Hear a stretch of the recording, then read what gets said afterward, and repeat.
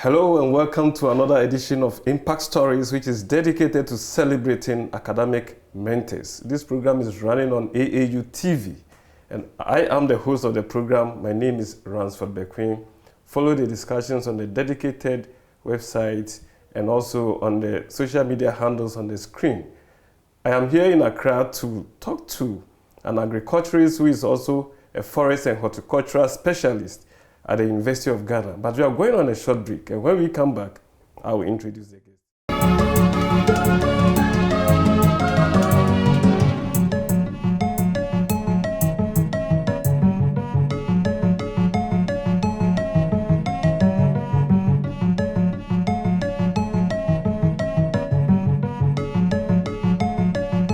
Welcome back to Impact Stories on AAU TV. Follow the discussions on all the social media handles on the screen and on our dedicated website, tv.aau.org. I am here at the CSIR to talk to an agriculturist, but more specifically, he's a forest and horticultural specialist who has trained out of Africa, but is back in Ghana to give back to the continent.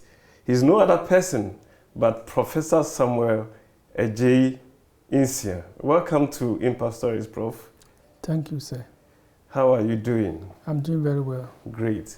Prof, I am informed you trained out of Ghana, Yes. but currently you are the immediate past head of the Forest and Horticultural Crop Research Center of the School of Agriculture, College of Basic and Applied Sciences, University of Ghana, Legon. I hope this is right. Yes. Great.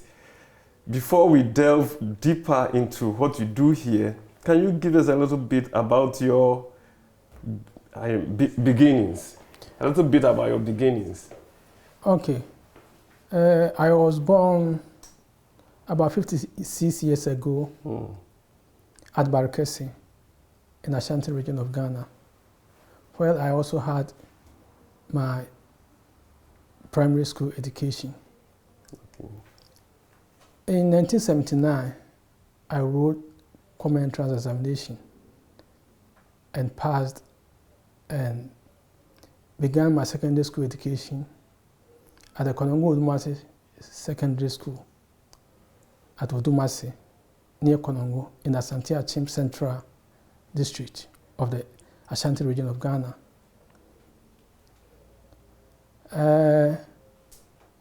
I studied at the Konongo Odumase Secondary School between 1979 and 1984 for my O-level certificate examination, and then continue at the same school from 1984 to 1986 for my A-level. Okay. From there, I proceeded to the Kwame Nkrumah University of Science and Technology, Right. Kumasi, to study BSc Agriculture. BSc Agriculture, Okay. majoring in crop science. Right. Then I had an opportunity to do my national service, post-university national service at the Forest and Horticultural Crop Research Center at Kede. By then, it was known as Agricultural Research Station. Okay. In 1991. Okay. I completed a national service in August 1992. I thought that I would be employed at the research center to work as a research assistant. But fortunately or unfortunately, the head of the center at that time, Professor Kwame Afreniama, advised me to proceed to the university to do my master's degree. Okay. I was not very happy because I wanted to work to support my family because I was brought up by my mother. Okay. My father died whilst I was about 12 years old. And my mother struggled to take me through my secondary school education. So I thought that now that I had finished my university education, first degree, I should work and then support my mother too. But reluctantly, I took up the advice Right.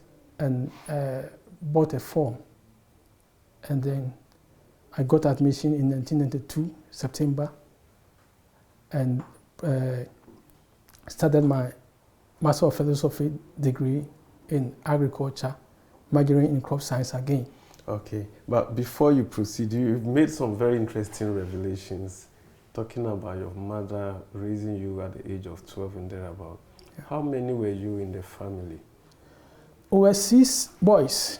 6 strong boys? Yes, and I was the 5th one. Okay. And my father died when I was about 12 years old. Mm.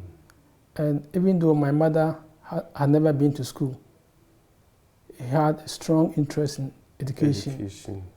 And he decided to spend all that he had on me to educate me. Wow. Yes. And what about the others? The others, at the time my father died, we were 3 who were in school. The others had completed school. Okay. My senior brother, who was before me, was in secondary school. Right. Was in Form 3 when my father died, and then my father also. When my father died, I was in class. I had just completed class 6, right. And I had another younger brother who was immediately after me. Mm-hmm. He was also in class 3 when our father died. Okay. So the 3 of us were in school. And my mother was a farmer, okay. A cocoa farmer, a peasant farmer, a smallholder farmer. Mm. But he struggled to do all kinds of jobs to make sure that we were catered for as far as our education was concerned. Okay. Yes. But then let me just delve back into this. Was the cost of living very high then, during your time? Yes, it was very high. At the time I was going to school, that was 1979, when our former president, the late John had just staged his coup. Yes. Right. And things like provisions, sugar, toiletries. Those essentials. Yes, were not common in those days. Very true. We had to queue before we could even buy some of these things to school. Mm. Yes. And in those days, while in a queue, the army would come and then mangle all of you into a vehicle to go and work in the bush to transport cocoa. Wow. Yes. So did that influence your choice of entering into agriculture as a profession? No, it was not that thing that influenced me, but because my father and mother were both farmers. Right.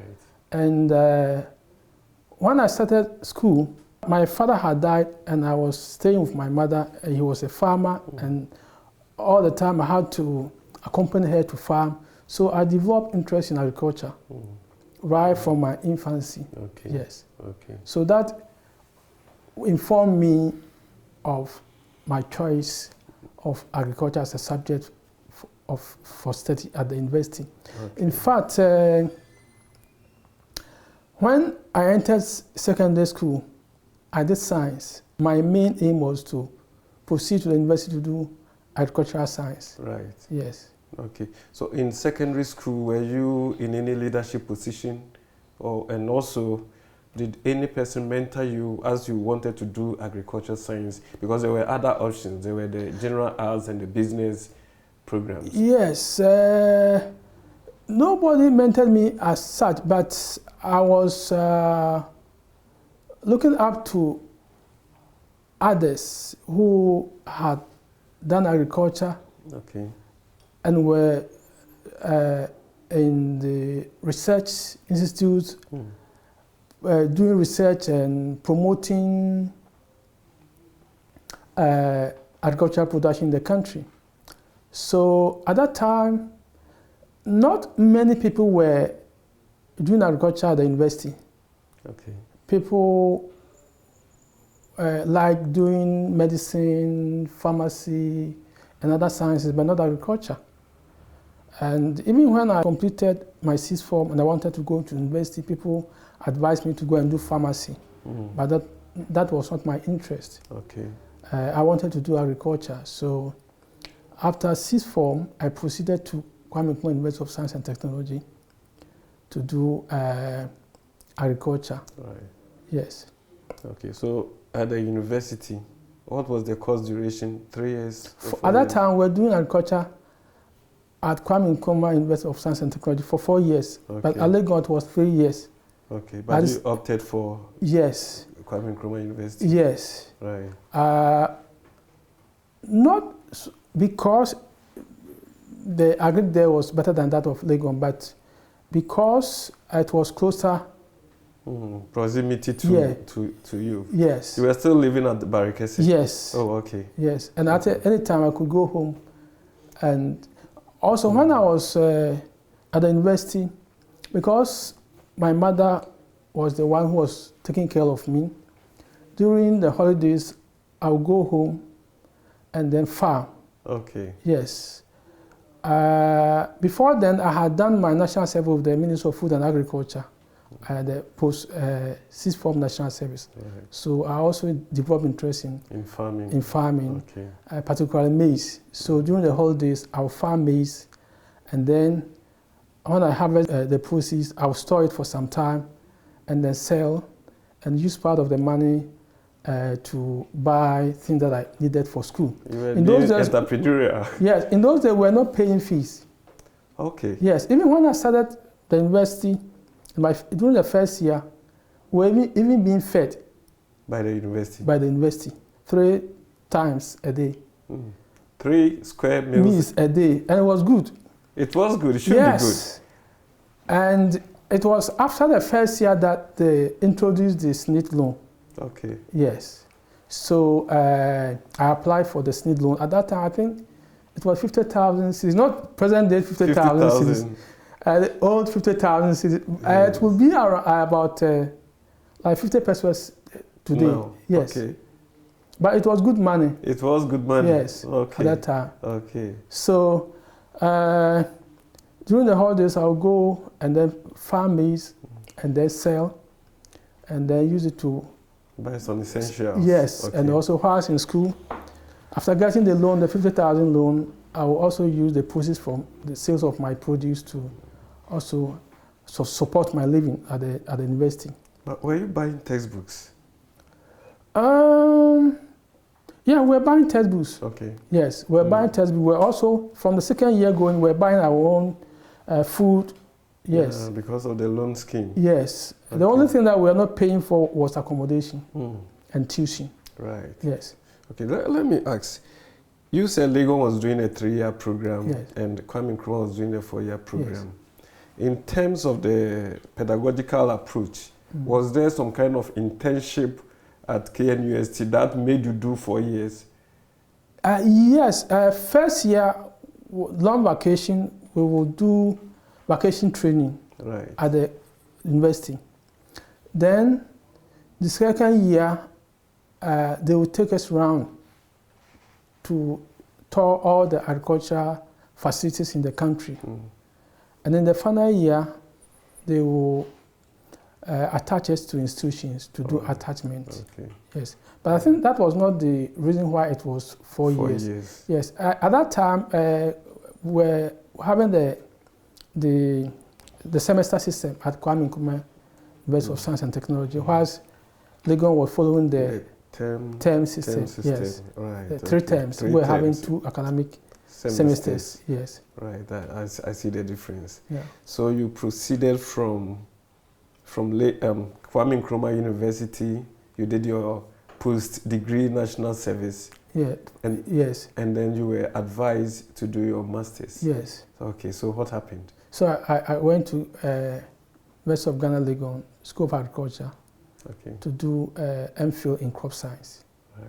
Yes. So how many years? It was 2 years. 2 years. But somewhere along the line, there was a strike. Oh, so you were a victim of the student strikes? Yes. Was it the one in 1993? Yes, I think so. Yes. Okay. Yes. So instead of the 2 years, it took me about 3 years before. Yes. Okay. Yes. But you managed to complete your MPhil? Yes. So when I was doing my MPhil, at that time we had Ghana government scholarship. And then the SNIT loan. So I took the two. The two together. Yes. Okay. And that was good. what I used for my to pay for my living expenses, because we're not paying fees, we're not paying academic user facility fee, we're also not paying for rent. Okay. Yes. So everything was okay. All you needed was to yes, take care something of to take care of yourself. All right. Yes. Okay. Right. So when you finished your MPhil, you entered into the world of work. Yes. Before I could even submit my thesis, I got an appointment with the International Institute of Tropical Agriculture, IITA. Okay. What do they do? At that time, they were implementing a plantain project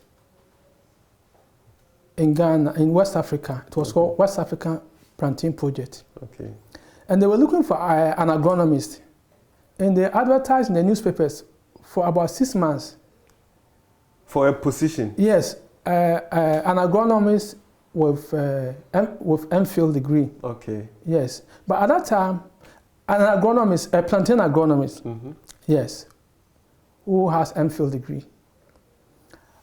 For 6 months, they couldn't get anybody. Why? Because people normally want to do short-term crops, short-duration crops, like maize, cowpea, and legumes, so that they can complete their masters within a very short time. Plantain is more or less a perennial crop. Exactly. So you have to spend 2 years before you can collect your data, that's true. and then write your thesis. And the thesis will also take you another 1 year, so 3 years. Did the strike action help you?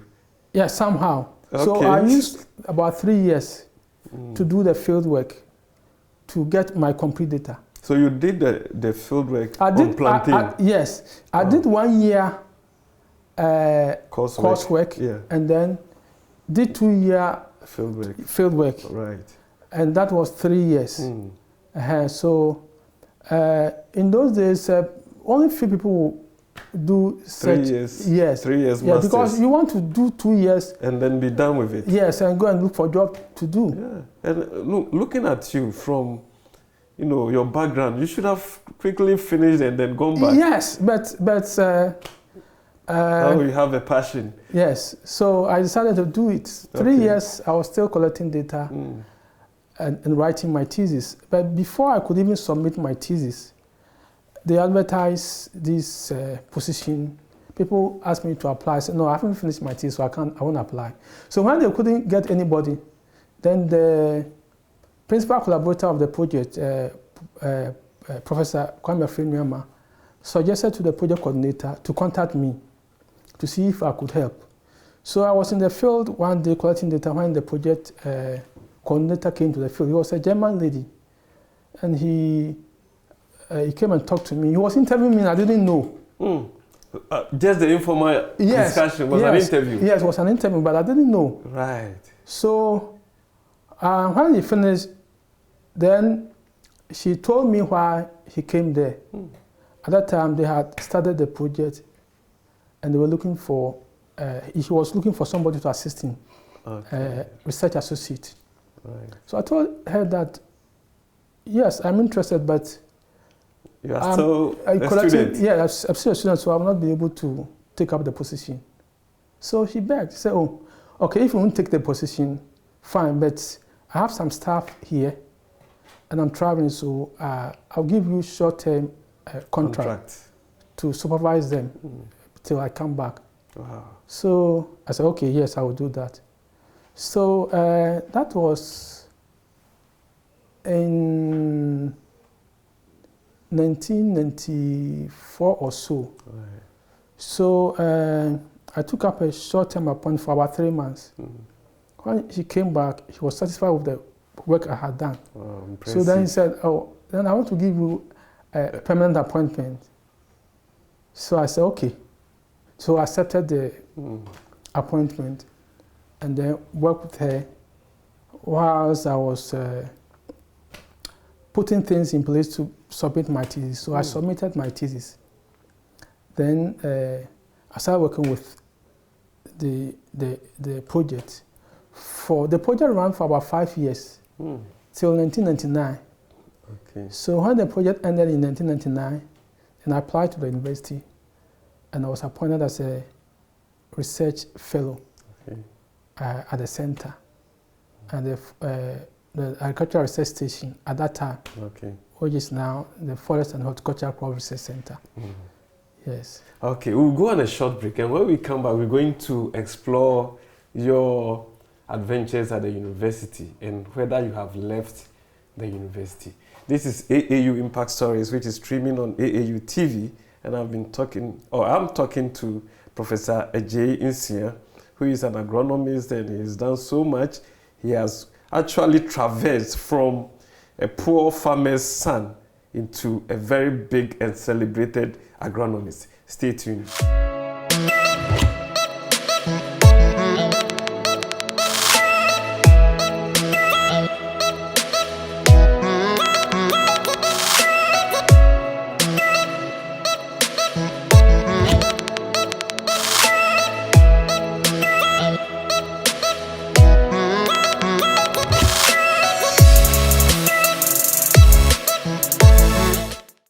Welcome back to Impact Stories on AAU TV, the voice of higher education in Africa. I've been talking to Professor Samuel Adjei-Nsiah, and we left off when he had just been appointed at the University of Ghana to pursue his professional career. So, Prof, tell us more about your career at the University of Ghana. When I joined the university in October 1999. And you remember the dates? Yes. Wow.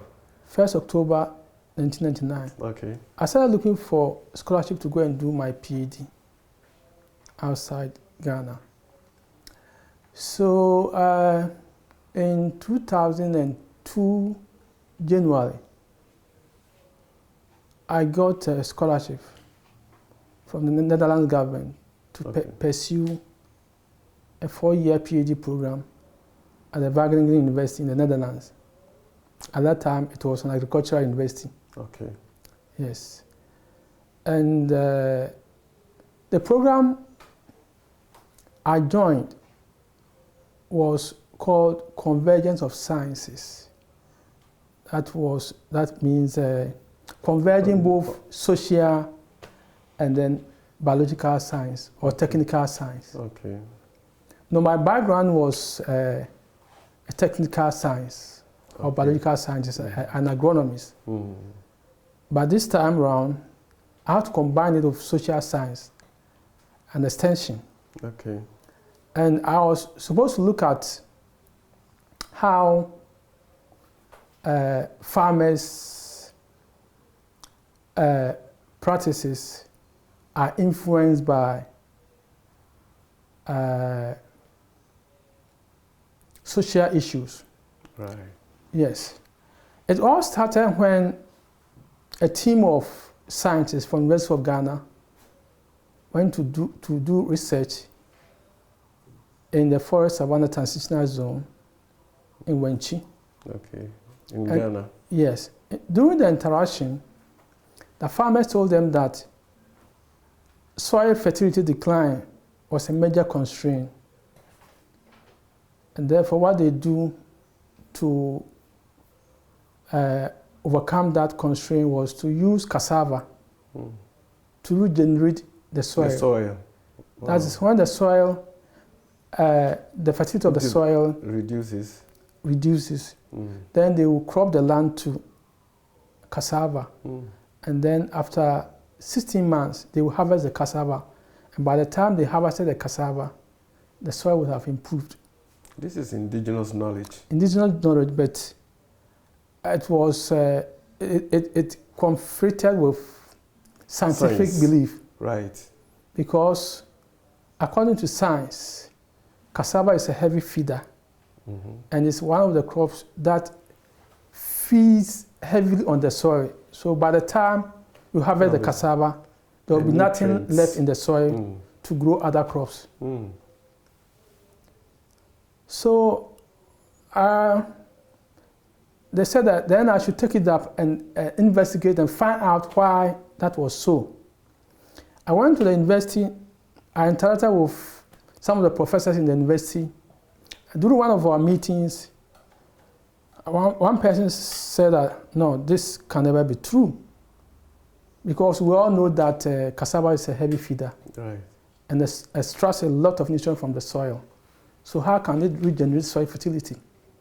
Then the following day, when we had a meeting, one professor brought a book somebody had written, which suggests that cassava is able to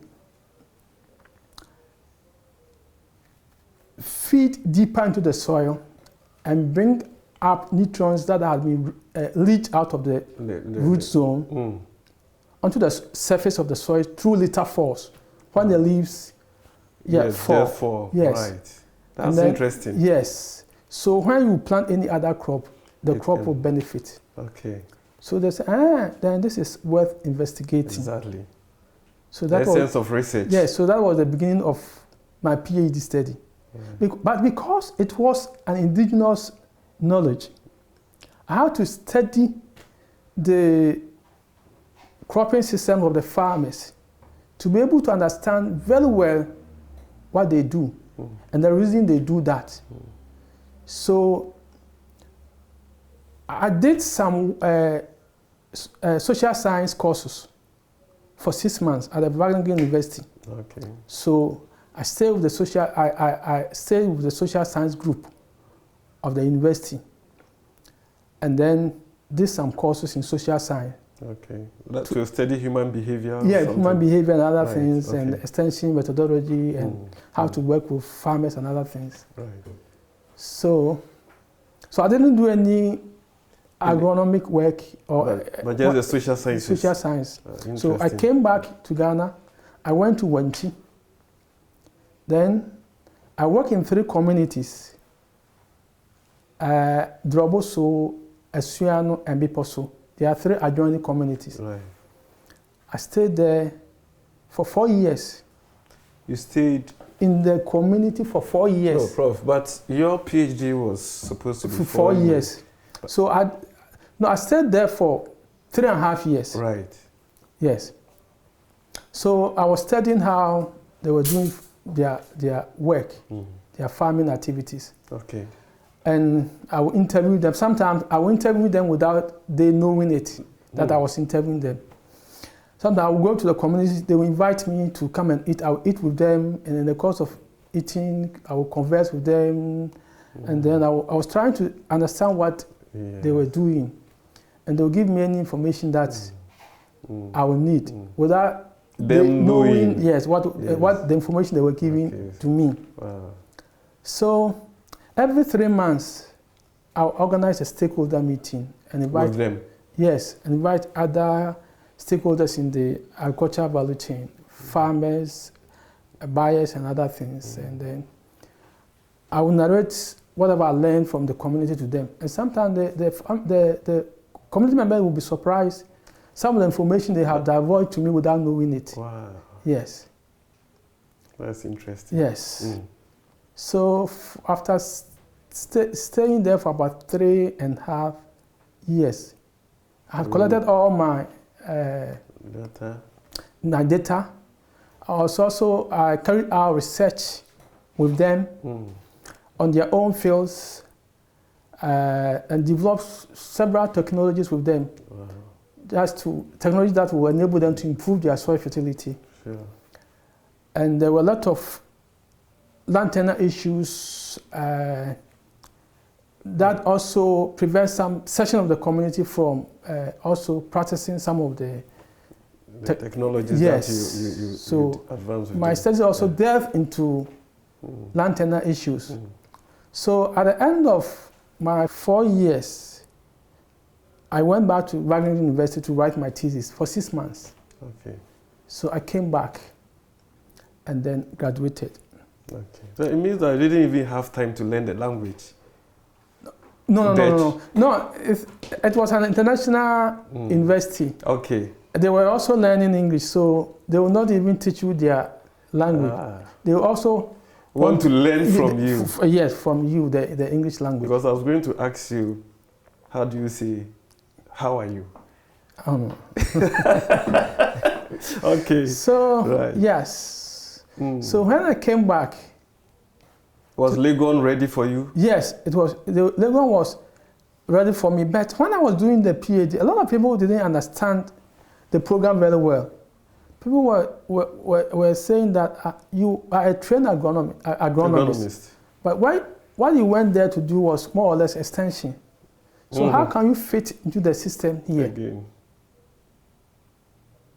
So I remember when I came back, my head told me that he collected my thesis, the papers I had written, and said, when I look at your thesis, what you went to do was more or less extension. So why don't you transfer to Agricultural Extension Department in Legon to teach agricultural extension? Then I said, no, what I went there to do was not extension. The extension was only to help me to understand the farmers better. Sure. Yes. So, and that was the first time that course was being introduced, were the first batch. Okay. So people actually did not understand the concept. Exactly.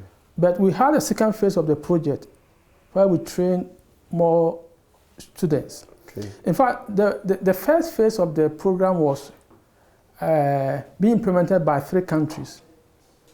Ghana, no, it was 2 countries, Ghana and Benin. And then the second phase of the program was implemented by Mali, Benin, and Ghana. Right. The idea was that we had developed so much technologies, but farmers were not using them. Yeah. So we thought that if you develop the technology with the farmers, then they will be able to use them. This brings to, my mind, the issue of research dissemination. Yes. Most times we have research, very, very good research outcomes. That remains grey literature because the end users don't benefit. Rather, we publish in high impact journals and get our awards, and then the people to implement are not there. No, this is because of the reward systems in the universities and the research institutes. I agree with you, Prof. Yes, because my promotion does not depend on how many farmers have eradicated from poverty, but it depends on how many papers, yes, I've been able to publish. So how can we really change the system? So that was the reason why we wanted to work with farmers, do research with farmers on their own field so that we don't need any intermediary to transfer the technology to them. Right. But that didn't work. Why? I helped the farmers to produce so much maize and cassava that they couldn't even get market. Oh, goodness. So the issue was not about technology, but the issue was about institutions. Farmers did not have access to credit. Farmers did not have access to input. Farmers did not have access to market. So even if you help farmers to produce so much, they don't have buyers. And then the prices will fall. Yes. If you introduce technology to farmers, if you ask farmers to use fertilizer, yes, farmers can use fertilizer, they will increase their yield. But where do they get the fertilizer? Because they don't have access to credit. Okay. Even when he has access to credit to buy the fertilizer and he produces, who is to buy?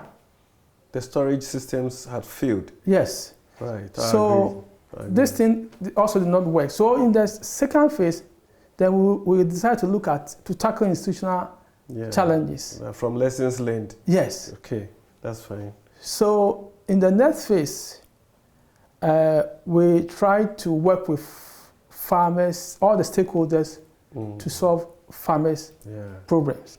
Sure. Yes. And so through that, then we realized that before we can facilitate farmers to adopt technologies, then we have to facilitate partnerships with other stakeholders along the value chain so that farmers can get access to input, credits, mechanization services, and also market.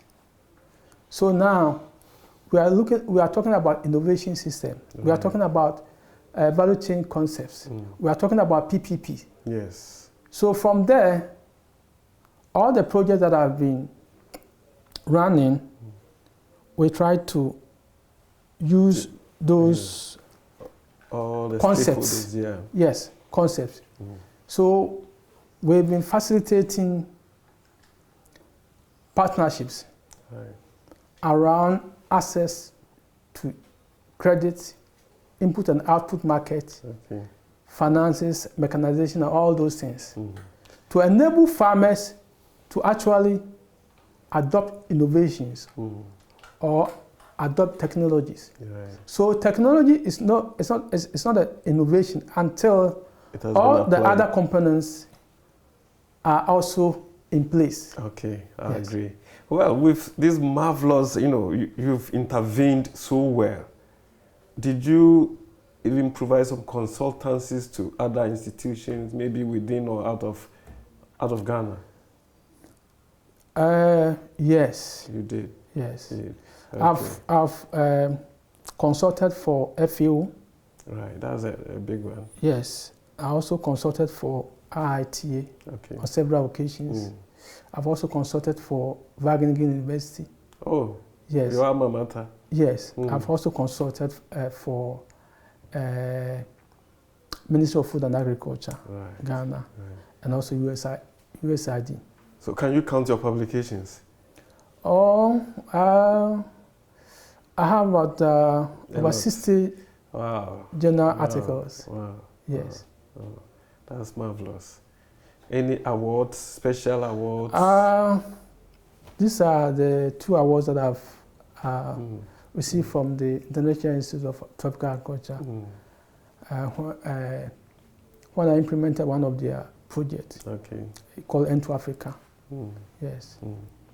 So currently, what are you doing? You are nearing your retirement age at the University of Ghana. Yes. In 2014, I took leave of absence from the university and joined the International Institute of Tropical Agriculture to coordinate one of their big projects in Africa, which was implemented in 5 countries in Africa: Ghana, Nigeria, Ethiopia, Uganda, and Tanzania.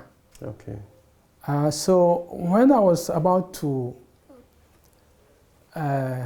finish that project,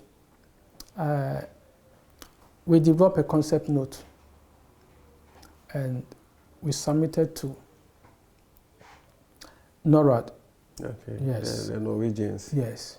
For funding. They were going to give us some funds to implement the project when the COVID came.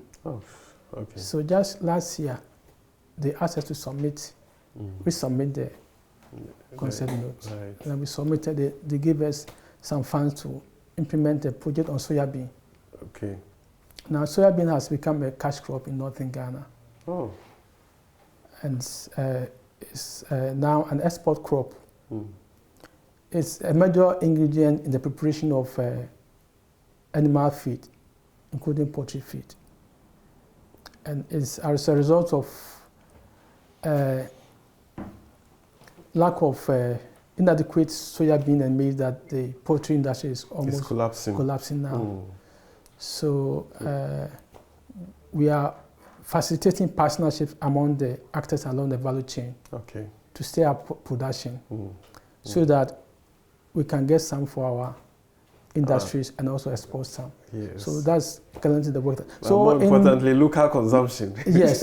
So in September, 1st September, I took up another leave of absence from the university to help coordinate this project. So that is what I'm currently doing here. The project is being implemented in the 5 northern regions of Ghana. Prof, you seem to be a very busy man. Do you have any leisure? Yes. You do? Yes. What do you do when you are having your leisure time? No, gardening. What is this? I have a very big backyard garden. But you have a farm as well, a big... I used to have farm, but because of time, yes, I've given them out. Yes. But you do gardening? Yeah, I do gardening at my backyard. So when I go to my backyard, I have everything. It's like an orchard. I have plantain, I have cocoa. If you have plantain, it's a farm. Yes, I have vegetables. So when I go home at any time and I say I want to eat, I don't have to go to market to buy anything. So going home, you have a wife and how many I have children? a wife and 4 children, Okay. 3 girls and 1 boy. Okay, and some of them are taken after you? Only one. Only one? Only one is studying agriculture at the university. Okay. Yes, he's in level 300. Okay. One also is doing communication. Right. Communication science. Okay. In one of the universities in Germany. One also did French and linguistics. Right. And then masters in applied corporate management. He just completed and came to Ghana. Okay. Yes. That's a happy home. And the last one is now in senior high school. Okay. And 2nd year. Okay. So what is your favorite dish? Oh, ampesi. Okay. Plantain. Prepared by Boiled yourself? plantain and then contumely. Prepared by Madam? Yes. But can you cook? I can also cook. Wow. I see. I guess you are a Christian. Yes. Which denomination? Oh, I'm a Presbyterian and also a Methodist. Musro. Good. Good. Okay. So you are MPU. Legon, is it Methodist Presbyterian Union? Yes. Okay. Now, when your let me ask about sports. Are you interested in sports? Not so much. But should you choose any sporting activity, which one will you be interested in? Maybe football. Football. Local or international? Local. Local. Coming from the Ashanti region, But I guess. Wow. Okay. Now I can see that your children are grown up now. Yes. And you've written over 60 publications. Yes. Are you writing fables for your children or any story books, anything for the children, apart from the scientific writings? No. Okay. Yeah. Right. Now you have the platform to advise the young people who are building careers. Yes. What will you have to say to them? Yes. You see, some people do not actually understand the programs and the courses that they choose, even at the secondary school. Okay. And at the university. And so they end up completing school without being satisfied with the courses and programs that they did. So they need guidance in selecting courses, right from the senior high school to the university. For instance, a lot of people want to do agriculture at the university, but then they do agric at the senior high school. But agriculture at the university is a pure science. So instead of doing agriculture at the senior high school, they should rather do science. Right. Basic science. Because agriculture is an applied science. It's an applied so science. we normally have a lot of problems with those who come from the senior high school with the agricultural background to come and do agriculture at the university. But they don't fit. They don't fit very well. They Yes. have problems with mathematics, chemistry, and physics. And so at the university, we are planning to have people to teach them the basic sciences during the first year because they cannot cope with the basic sciences that we teach them At the at tertiary level. Yes, at the tertiary level. Right. And so I always advise, when I get any opportunity, I advise those young children who go to secondary school and who choose their course at the senior high school. If you want to do agric at the university, do basic science. So this is where we draw the curtains to this intriguing episode of Impact Stories on AU TV. Stay tuned in for other programs.